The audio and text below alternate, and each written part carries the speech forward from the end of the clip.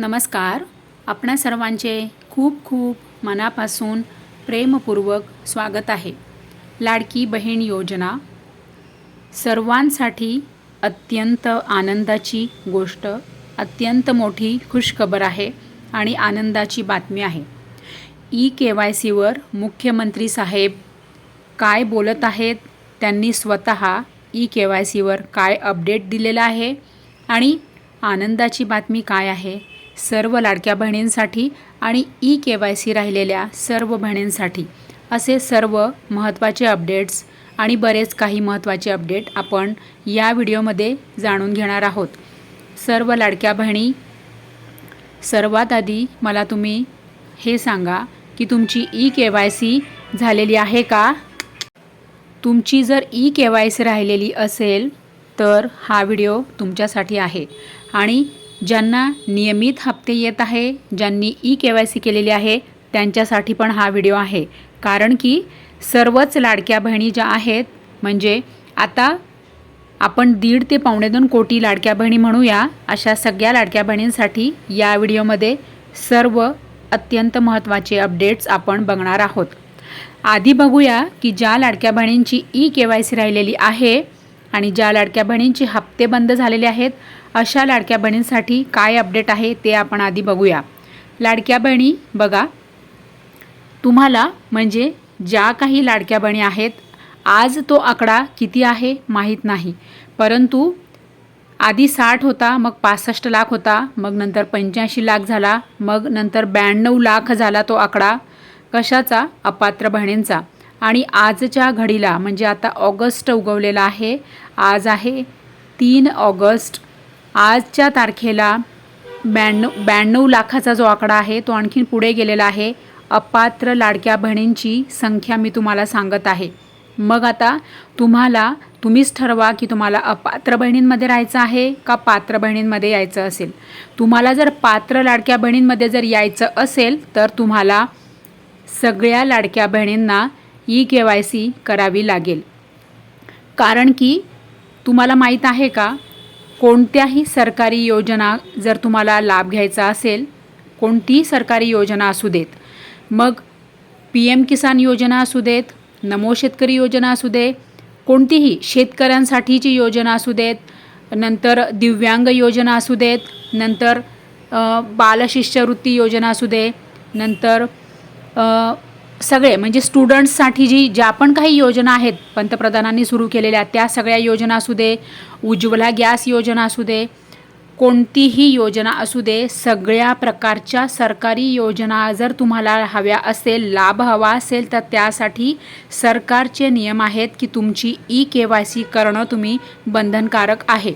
हा नियम सगळ्यांनाच लागू आहे.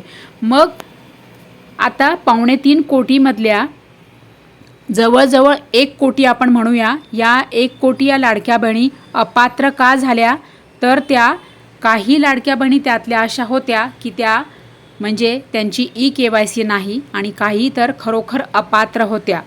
हे तर तुम्हाला माहीतच आहे.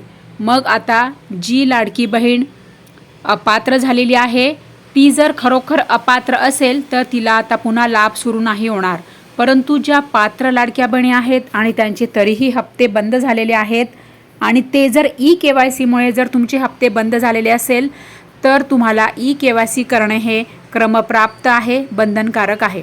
मग आता या ज्या सगळ्या लाडक्या बहिणी आहेत, 65 लाखापेक्षा हा आकडा पुढे गेलेला आहे. मग तुम्हाला सगळ्यांना पुन्हा KYC करायची आहे का?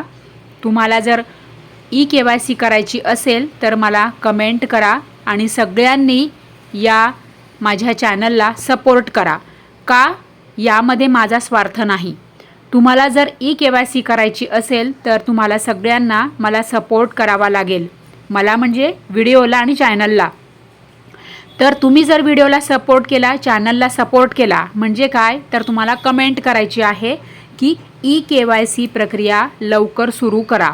बस एवढीच तुम्हाला कमेंट करायची आहे आणि व्हिडिओला लाईक करायचं आहे आणि हा व्हिडिओ सगळ्या बहिणींपर्यंत पोहोचवायचा आहे, शेअर करायचा आहे. बस एवढंच तुम्हाला सपोर्ट करायचा आहे.